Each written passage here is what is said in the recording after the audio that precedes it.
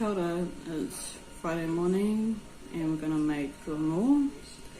This is definitely a Māori medicine, only because we're using a traditional, kind of traditional rongoā, which is manuka honey. The reason why this makes it a Māori medicine is because of the manuka, not the honey, but the manuka.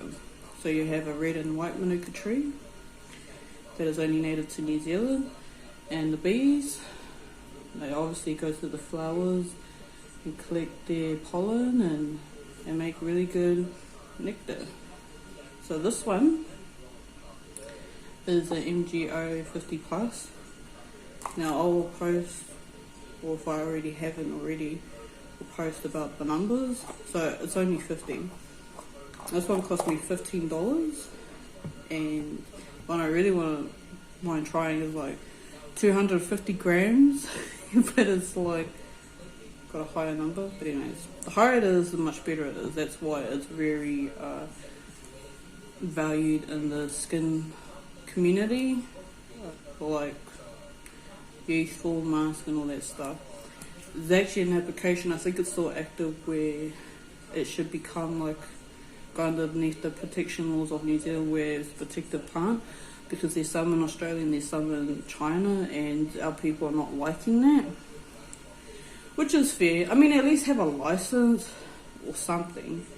But yeah, even if you have Australian manuka, just take advantage of it, because I like to think that it might go through, because if you can't grow kawa or anything like that, you know, I mean, the same should apply with the manuka.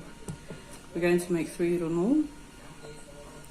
So one's going to be a tea that I've been making for years, and there's going to be the other 2 that would be great for kids. Well, one of them in particular might be good. So slice up your onions. I don't really care for the onions, just an onion. It's not like it's, you know, but I chop mine up.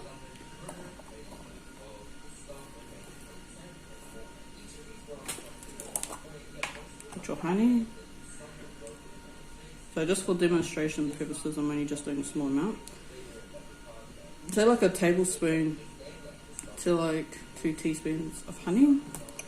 What we're going to do, what I'm going to do, is add just a little bit of water.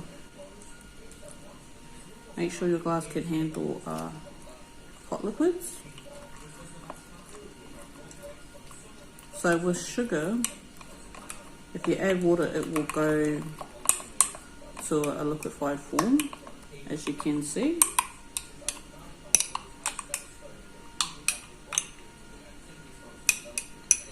What you need to do is leave it to sit for at least 24 hours, and there's a reason for it.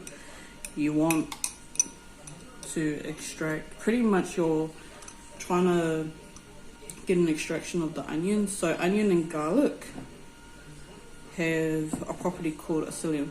So Māoris don't really know this, but that's a scientific term, and hence why you can buy garlic tablets, pop them when you're sick, and then you'll be fine. That is what helps kill the bacteria and make you better. But onions have that, it's just not as high as garlic. My mum used to make it, my granddad used to do this. This is actually a Pākehā cough medicine. Like I said, it's Māori medicine because we have manuka. Manuka is not like a lot of honey, just like you wouldn't call mad cow honey the same as manuka or any other honey. So yeah, but let it sit for minimum 6 hours if you really need it, and then store it in a container. Keep it in the cupboard, and it probably lasts you, I would say, depending on the ratio of the honey, it should last you for quite a while. But I prefer to keep mine in the fridge,